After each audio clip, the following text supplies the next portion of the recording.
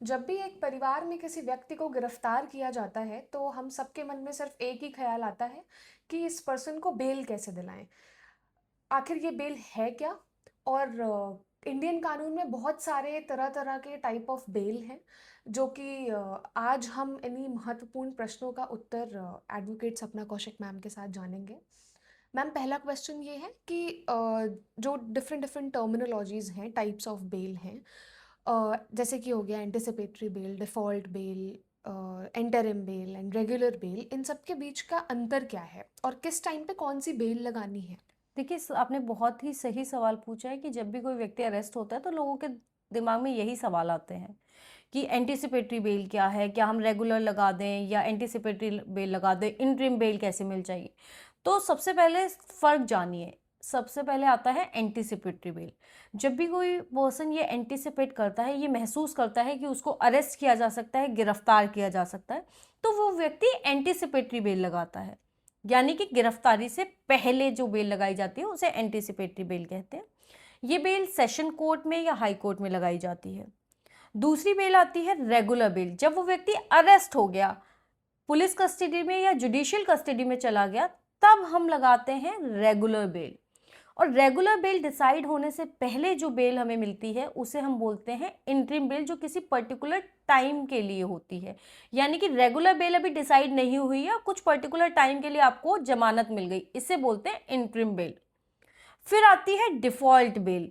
यानी कि पुलिस को या किसी भी एजेंसी को चार्जशीट फाइल करनी होती है विद इन 60 डेज या 90 डेज।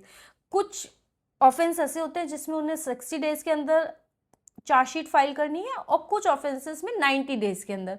और इस पर्टिकुलर पीरियड के अंदर अगर चार्जशीट फाइल नहीं की पुलिस ने या दूसरी एजेंसी ने, तो उस व्यक्ति का ये अधिकार हो जाता है, उसका ये राइट हो जाता है कि उसको बेल यानी कि जमानत बिल्कुल मिलेगी। क्योंकि 60 डेज या 90 डेज के अंदर चार्जशीट फाइल नहीं हुई तो ये एक्यूज्ड का, जो व्यक्ति जेल के अंदर है या पुलिस कस्टडी में है, ये उसका राइट है कि उसको बेल मिल जाए, इसलिए इसे डिफॉल्ट बेल भी कहते हैं। Okay ma'am, okay ma'am, what are the grounds of bell?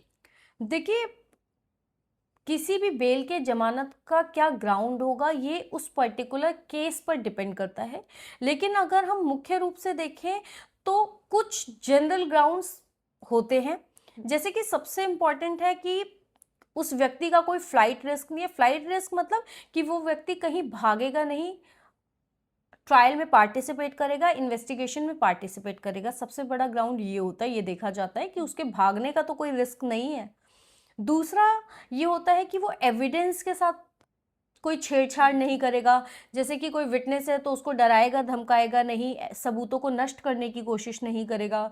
कोई अगर मेडिकल ग्राउंड है तो वो भी देखा जाता है।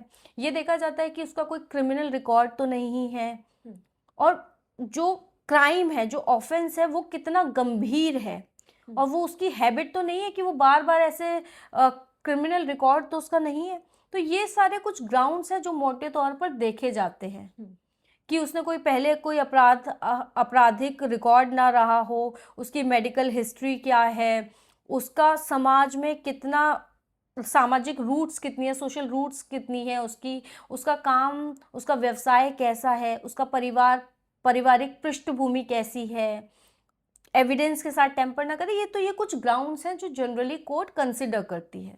अच्छा अच्छा अच्छा, धन्यवाद मैम। तो बेल सिर्फ जेल से बाहर आने का सिर्फ एक लीगल प्रोसेस ही नहीं है, बल्कि ये हमारे इंडियन कॉन्स्टिट्यूशन के बहुत ही इम्पॉर्टेंट प्रिंसिपल्स को दर्शाता है, जहाँ पर एक तरफ हम बात करते हैं इंडिविजुअल पर्सनल लिबर्टी की और दूसरी तरफ हम बात कर रहे हैं क्रिमिनल जस्टिस सिस्टम के इंटरेस्ट की। तो बेहतर है कि आप अपने राइट्स भली भांति जानें। Thank you so much for the healthy discussion ma'am.